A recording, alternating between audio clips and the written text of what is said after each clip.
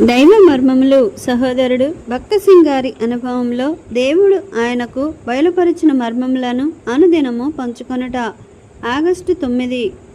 అక్కడ అనేకులు కూడి ప్రార్థన చేయుచుండరి. అపోస్తుల కార్యములు 12వ అధ్యాయము 12వ వచనము. ఆత్మీయ విషయములలో మన భారములను కలిసి భరించవలెను. మన భారములను పంచుకొని మనమందరము కలిసి ప్రభువును చేపట్టవలెను. స్వతంత్రముగా పనిచేయవలెనను మనసు గలవారై అనేకులు తమ పరిచర్యను ఆశీర్వాదమును పోగొట్టుకునిరి. దానియేలు తన స్నేహితుల సహాయమును కోరెను. దానియేలుకు కలలు వాటి భావములను చెప్పు వరము కలదు. ఆయా సందర్భములలో అనేకులకు వారి కలల భావమును దానియేలు వివరించి చెప్పియుండెను. అనేక పర్యాయములు అనేకులు వారి కలల భావమును తెలుసుకొనుటకై దానియేలు వద్దకు వచ్చి ఉండవచ్చును. అయినను ఈ సమయములో దానియేలు తన 3 స్నేహితులతో కలిసి ప్రార్థించెను.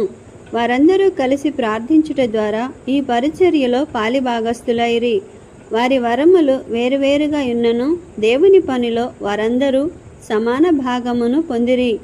నీవు జయించువాడవుగా ఇండగోరినచో ఇతర సహా విశ్వాసుల ప్రార్థన సహవాసమును కోరుటలో వెనుకంజ వేయకము. నీ కష్టములు వారితో చెప్పుము. నీ కొరకై ప్రార్థించుమని కోరుము. నీవు వారితో కలిసి ప్రార్థించుము. అట్లు చేసిన ఎంత మేలు పొందెదవో నీవే చూడగలవు.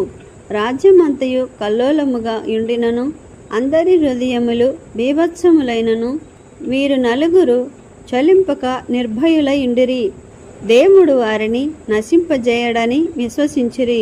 అట్లే మన జీవితంలో ఎన్ని ఉపద్రవములను ఎదుర్కొనవలసినను చలించరాదు. ప్రభువు మనలను కాపాడగలడని నమ్మవలెను.